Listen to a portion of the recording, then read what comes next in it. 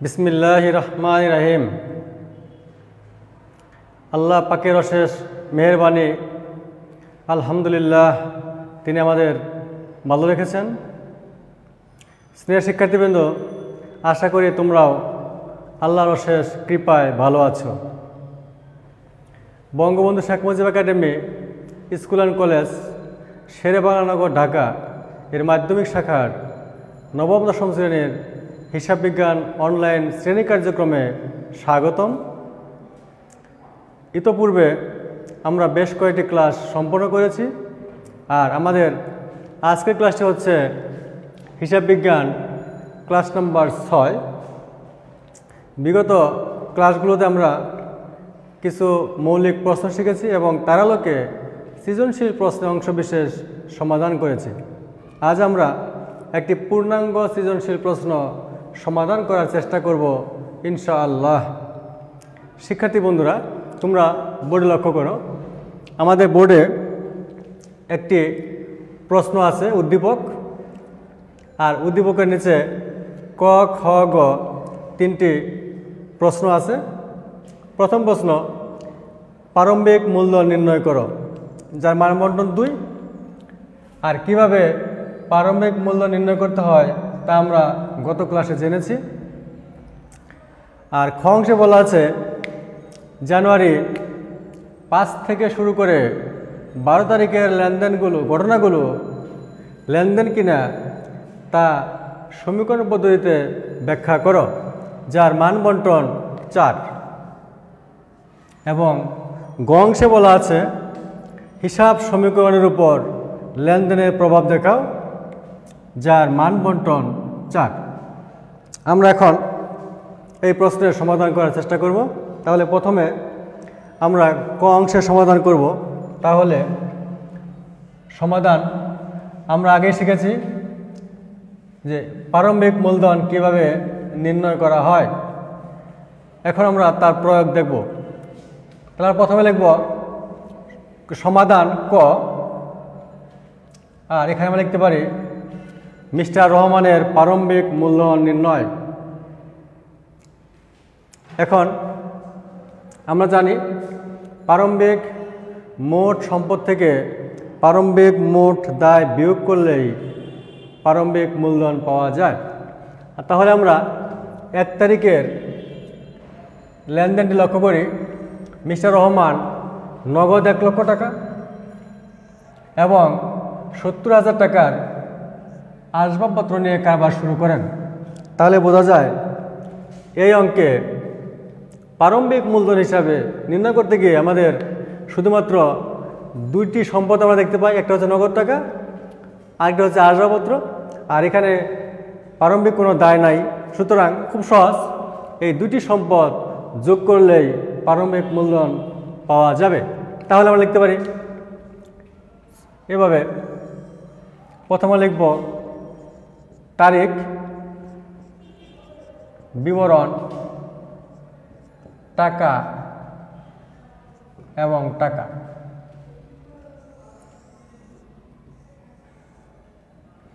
তাহলে আমরা তারিখে করে লিখব 2021 ইং, আর মাসের নাম জানুয়ারি, আর তারিখ 1। তাহলে আমরা শুধু লিখতে পারি এখানে নগদ এবং আসবাবপত্র, অর্থাৎ যে সম্পদ দুটি আমাদের প্রশ্নে আছে, নগদ টাকা 1 লক্ষ, আমি এখানে লিখব 1 লক্ষ টাকা।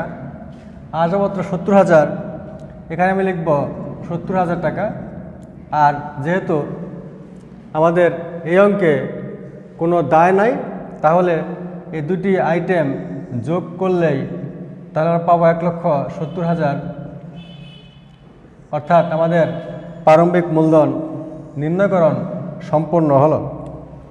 শিক্ষার্থী বন্ধুরা, আমরা খুব সহজে 2 নম্বর পেয়ে গেলাম। আশা করি তোমরা বুঝতে পেরেছ।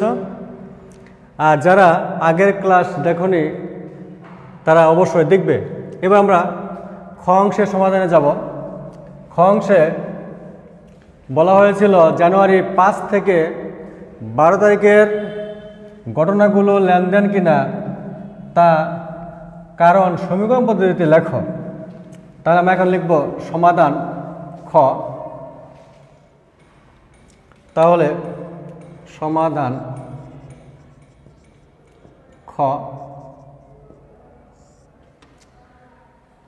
লেনদেন কিনা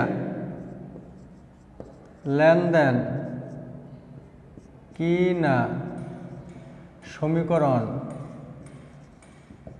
পদ্ধতিতে তার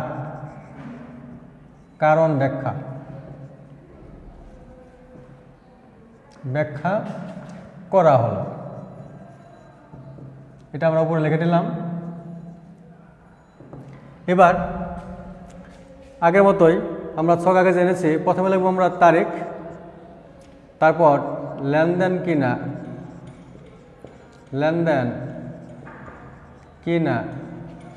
এবার লিখব সমীকরণ পদ্ধতিতে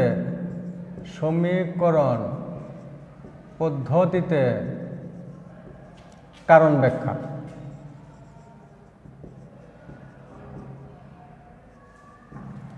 এ হলো আমাদের ছক।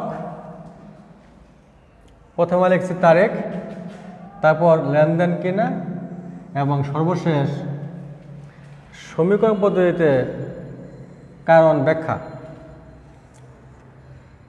তাহলে একইভাবে এখানে সন 2021 ইং আর মাস হচ্ছে জানুয়ারি।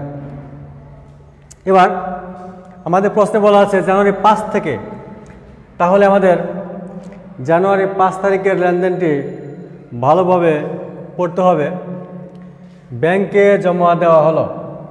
আমরা লেনদেনের যে বৈশিষ্ট্যগুলো ইতোমধ্যে শিখেছি, সেখানে জেনেছি যে লেনদেনের অন্যতম 6টি বৈশিষ্ট্য, অর্থাৎ এর দ্বারা আর্থিক অবস্থার পরিবর্তন হবে, আর সে পরিবর্তন অর্থের মূল্যে পরিমাপযোগ্য হবে, এর দুটি পক্ষ থাকবে, এটা স্বয়ং সম্পূর্ণ স্বতন্ত্র হবে, এটা দৃশ্যমান হতে পারে আবার অদৃশ্যমান হতে পারে, এবং এটা দ্বারা অবশ্যই হিসাব সমীকরণ প্রভাবিত হবে। তাহলে আমাদের চিন্তা করি ব্যাংকে জমা দেওয়া হলো, তাহলে এটা অবশ্যই এর দ্বারা একটা লেনদেন হবে, অর্থাৎ আমাদের এখানে একটা সম্পদ ব্যাংক হিসাব এবং আরেকটা সম্পদ হচ্ছে নগদ বা নগদান হিসাব। তাহলে এর লেনদেন, কারণ এর দুটি পক্ষ বা হিসাব খাত আছে, একটি ব্যাংক হিসাব আর একটি নগদান হিসাব। তা আমি এখানে লিখব জানুয়ারি 5 লেনদেন। এটা খুবই সহজ একটা অ্যান্সার, লেনদেন। আর এখানে লিখতে হবে লেনদেন কেন হলো, তাহলে ইহা দ্বারা হিসাব সমীকরণ এ সমান সমান এল প্লাস ই এর কি হয়েছে আমার চিন্তা করতে হবে। আমরা জানি, শিখেছি যে কোনো লেনদেন কিভাবে হিসাব সমীকরণের উপাদানকে প্রভাবিত করে তার ব্যাখ্যাটাই আমাদের এখানে সংক্ষেপে লিখতে হবে। তাহলে ব্যাংক হিসাব সম্পদ, নগদান হিসাব সম্পদ, অর্থাৎ এ বাড়তেছে এবং এ কমতেছে, তার মানে লিখতে পারি হিসাব সমীকরণ এ সমান সমান এল প্লাস ই এর এ বৃদ্ধি পেয়েছে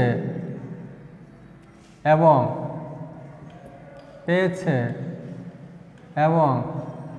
এ হ্রাস পেয়েছে। অর্থাৎ একবার সম্পদ বেড়েছে এবং আরেকবার সম্পদ কমেছে, তাহলে এটা লেনদেন। আমরা এটা প্রয়োগ করলাম। এবার 7 তারিখ, এখানে আমি লিখব 7।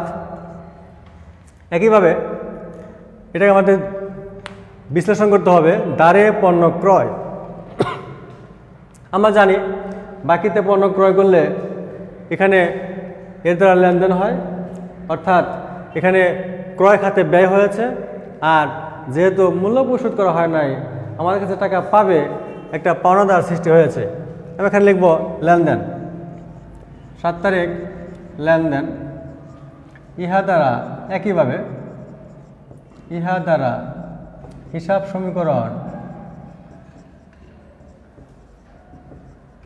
এ সমান সমান এল প্লাস ই এর, এবার চিন্তা করতে হবে কি ঘটনা ঘটেছে এখানে। এখানে ছিল আমাদের একটা ছিল ক্রয় আর একটা ছিল পাওনাদার, আমরা এগুলো আগে জেনেছি।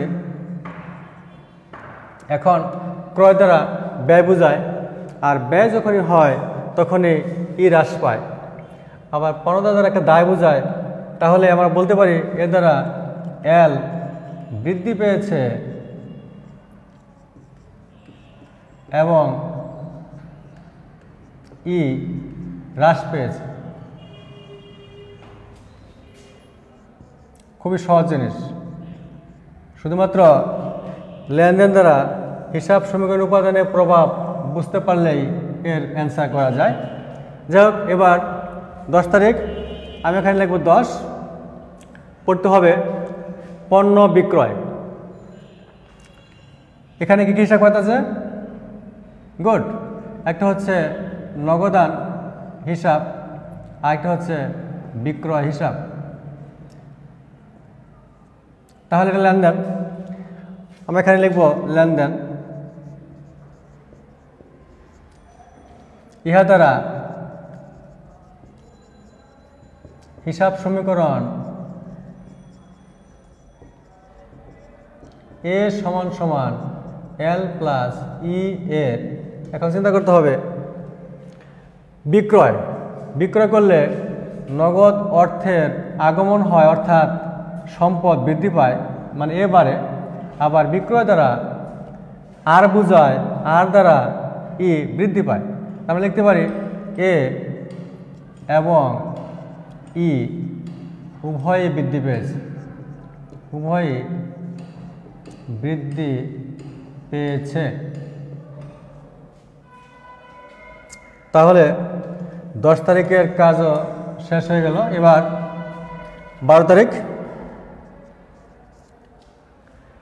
12 তারিখ বলা আছে মাসিক 5,000 টাকা বেতনে কর্মচারী নিয়োগ করা হলো। আমরা লেনদেনের বৈশিষ্ট্য শিখেছি যে এর দ্বারা কোনো আর্থিক অবস্থা পরিবর্তন হয় নাই, অর্থাৎ কর্মচারী নিয়োগ করা হলে তাকে বেতন দেওয়া বোঝায় না, অর্থাৎ এর দ্বারা প্রতিষ্ঠানের আর্থিক অবস্থা কোনো পরিবর্তন হয়নি, সুতরাং এটা লেনদেন নয়। তাই এখানে লিখব লেনদেন নয়, লেনদেন নয়। এটা খুবই সহজ জিনিস। তো এখানে লিখব আমরা ইহা দ্বারা হিসাব সমীকরণ এ সমান সমান এল প্লাস ই এর উপাদান প্রভাবিত হয়নি, প্রভাবিত হয়নি। তাহলে আমাদের সবগুলো, অর্থাৎ প্রশ্নে যে কয়টি বিষয়ের উল্লেখ ছিল তার পোস্টিং দেওয়া হয়ে গেল। তাহলে আমরা বলতে পারি আমাদের আরও 4 নম্বর অ্যান্সার শেষ হয়ে গেল। আর শিক্ষার্থী বন্ধুরা, তোমরা যদি বিগত ক্লাসগুলো না জানো, না দেখো, তাহলে এই বিষয়গুলো বুঝতে তোমাদের সমস্যা হবে। তাই আমি আবার বলবো তোমরা ক্লাসগুলো অবশ্যই অনুসরণ করবে। যাই হোক, এবার আমরা সর্বশেষ গ অংশের সমাধান করার চেষ্টা করব। গ অংশে বলা ছিল লেনদেনের উপর হিসাব সমীকরণের প্রভাব দেখাও। আমরা এটাও এর একটা অ্যান্সার আমরা গত ক্লাসে বা তার আগের ক্লাসে দেখিয়েছিলাম। যাই হোক, এটাও খুবই সহজ জিনিস।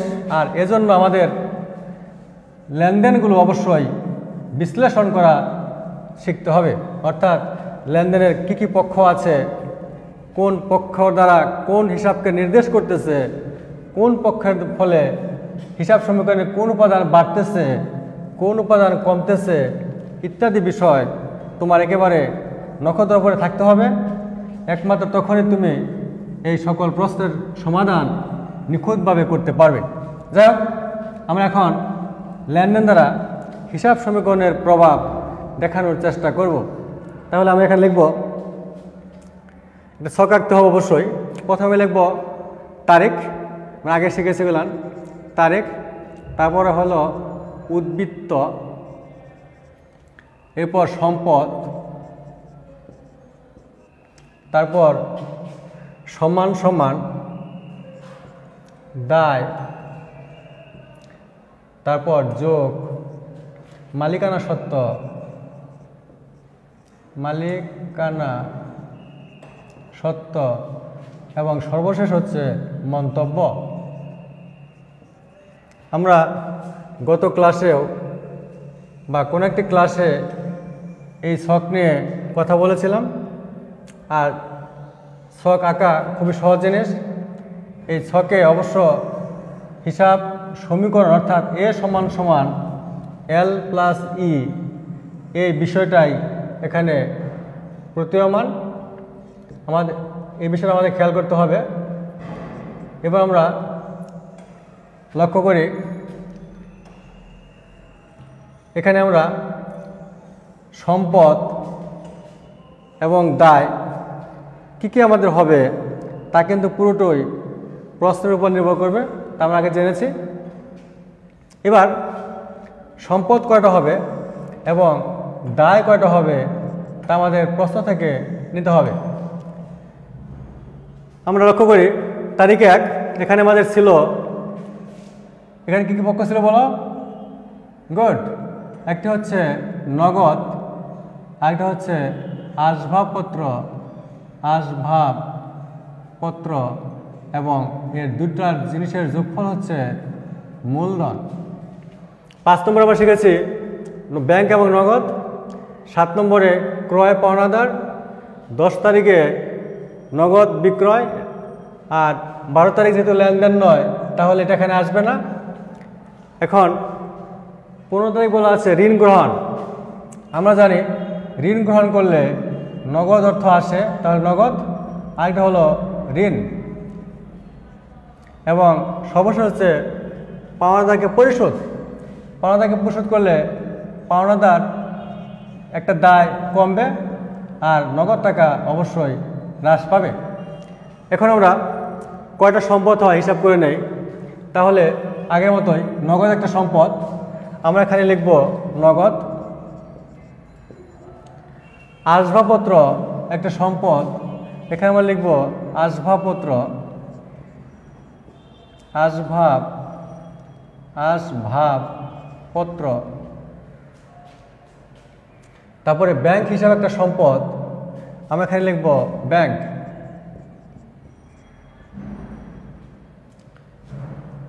নগদ হয়ে গেছে, নগদ নগদ নগদ। তাহলে আমরা দেখলাম এখানে 3টি সম্পদ আছে এবং 3টি সম্পদে আমরা ছকে লিপিবদ্ধ করেছি। অর্থাৎ একটি হচ্ছে নগদ, আরেকটি হচ্ছে আসবাবপত্র এবং আরেকটি হচ্ছে ব্যাংক হিসাব। এবার দায় আমরা চিন্তা করি, যেমন পাওনাদার একটা দায়, তারপর আরও আছে কিনা আমাদের চিন্তা করতে হবে, খেয়াল করতে হবে। ঋণ একটা দায়,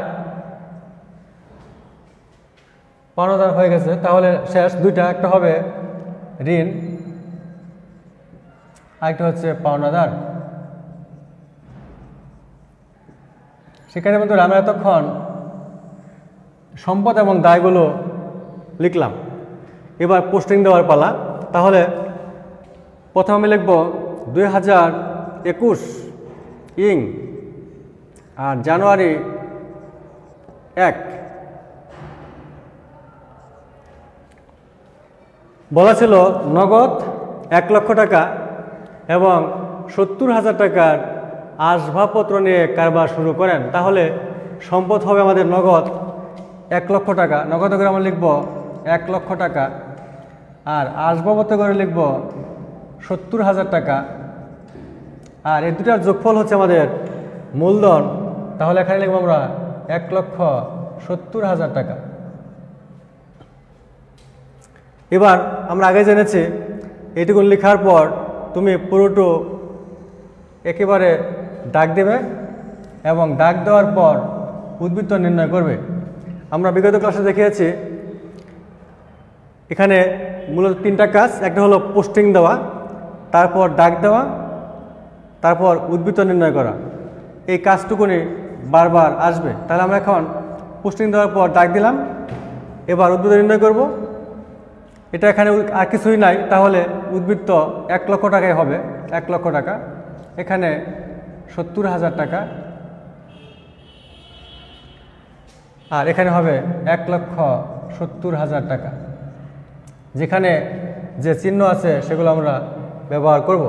যাই হোক, এবার উদ্বৃত্ত নির্ণয় করা শেষ, তার মানে আমাদের 1 তারিখের কাজও শেষ। এবার 5 তারিখ ব্যাংকে জমা দেওয়া হলো। আমি এখানে লিখব জানুয়ারি 5।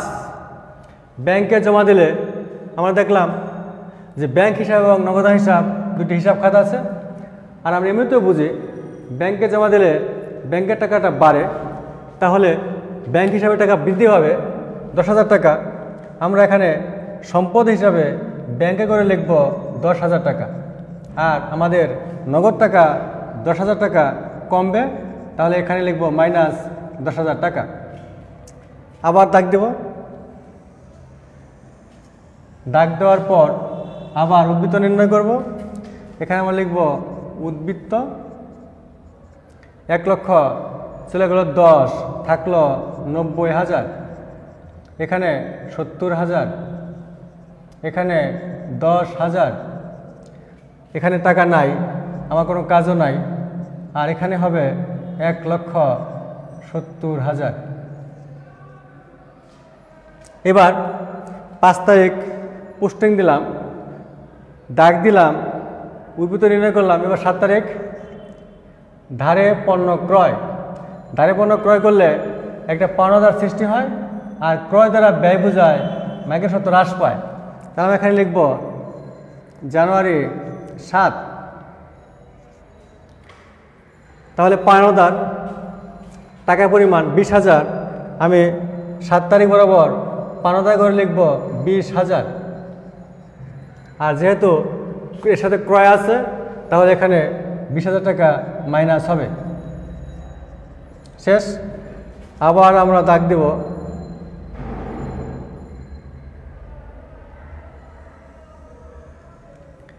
আবার উদ্বৃত্ত নির্ণয় করব, অর্থাৎ এই 3টা কাজই আমাদের পর্যায়ক্রমে চলবে। তাহলে এখানে 90,000, 70,000, 10,000, এখানে আছে 20,000, আর এখানে মাইনাস হবে, তাহলে থাকবে 1,50,000। এবার আমার 7 তারিখ কাজ শেষ করলাম। 10 তারিখ পণ্য বিক্রয়। পণ্য বিক্রয় করলে টাকা আসে, অর্থাৎ সম্পদ নগদ টাকা বাড়বে, আর বিক্রয় দ্বারা আয় বোঝায়, তাহলে মাইকের শর্ত বাড়বে। তাহলে আমরা এখানে লিখব জানুয়ারি 10, নগদ টাকা বৃদ্ধি পাবে 10,000, তাহলে আমরা এখানে নগদ করে লিখব 10,000। আর যেহেতু মাইকের শর্ত বাড়বে, তাহলে এখানে আমি লিখব 10,000। আবার দাগ দেব এবং আবার উদ্বৃত্ত নির্ণয় করব। তাহলে আবার আমরা এখানে লিখব উদ্বৃত্ত। এবার 90 আর 10, 1 লক্ষ টাকা,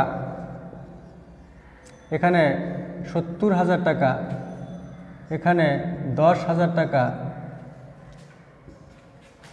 20,000 টাকা,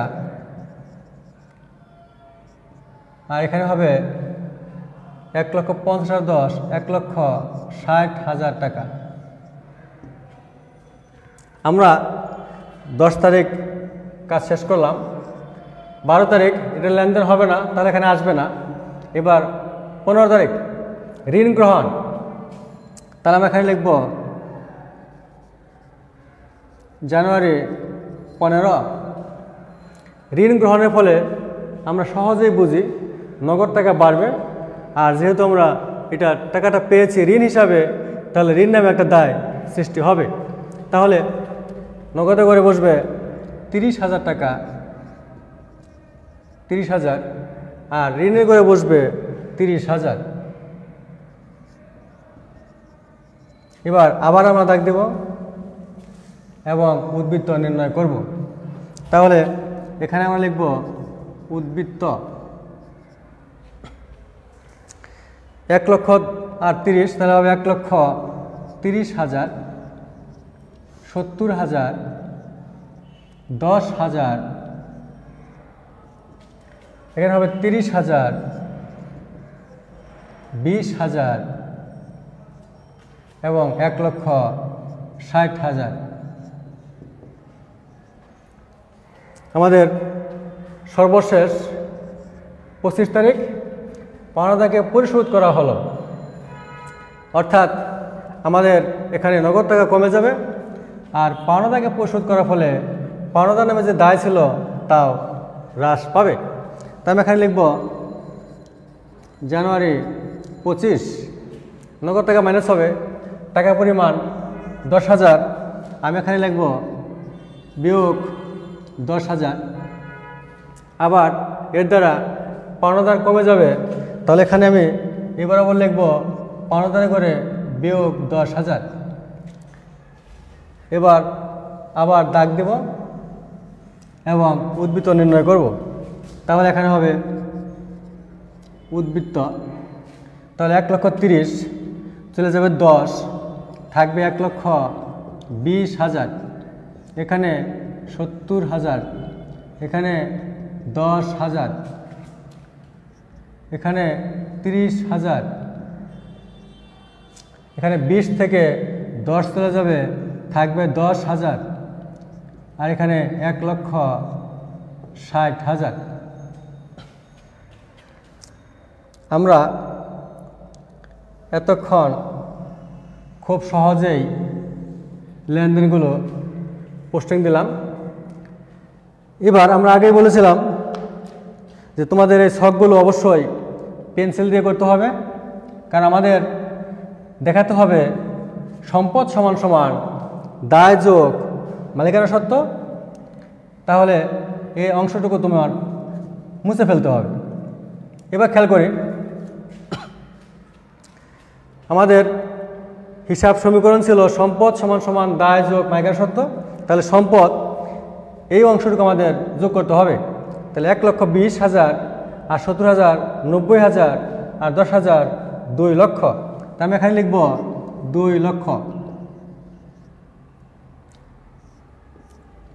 এবার দায় যোগ মালিকানা সত্ত্ব, তাহলে 1,60,000 আর 30 1,90,000 আর 10 2 লক্ষ, এখানেও হবে 2 লক্ষ।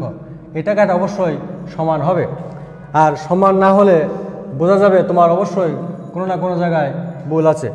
যাই হোক, আর এখানে একটা ঘর আমরা লিখেছি মন্তব্য, এটা খুবই সহজ জিনিস। আমরা এখানে লিখতে পারি সংক্ষেপে 1 তারিখ কী ছিল, নগদ 1 লক্ষ টাকা এবং 70,000 টাকার আজত নিয়ে কারবার শুরু করা হলো। তো এখানে লিখবো আমরা শুধু মূলধন আনয়ন, মূলধন আনয়ন। 5 তারিখ ছিল ব্যাংকে জমা দেওয়া হলো, তুমি লিখবা ব্যাংকে জমা দান, অর্থাৎ এগুলো খুবই সহজ জিনিস। এখানে আমরা লিখতে পারি ব্যাংকে জমা দান। তারপর আছে আমাদের 7 তারিখ ধারে পণ্য ক্রয়, ধারে ক্রয়, এগুলা খুবই সহজে তোমরা লিখতে পারবে। যাই হোক শিক্ষার্থী বন্ধুরা, আমরা এতক্ষণ সেই 5টি ছোটো ছোটো প্রশ্নের আলোকে একটা সৃজনশীলের সম্পূর্ণ অংশ সমাধান করলাম। আর যারা সেই প্রশ্নগুলো জানো না, অর্থাৎ আমার আগের ক্লাসগুলো ফলো করোনি, তারা কিন্তু এই আলোচনা তাদের কাছে একেবারেই বৃথা আলোচনা হবে, কিছুই বুঝতে পারবে না। আশা করি তোমরা আগের ক্লাসগুলো দেখবে। আর তোমরা ভালো থাকবে, সুস্থ থাকবে, এই শুভকামনায় আজ এখানেই শেষ করছি। আল্লাহ হাফেজ।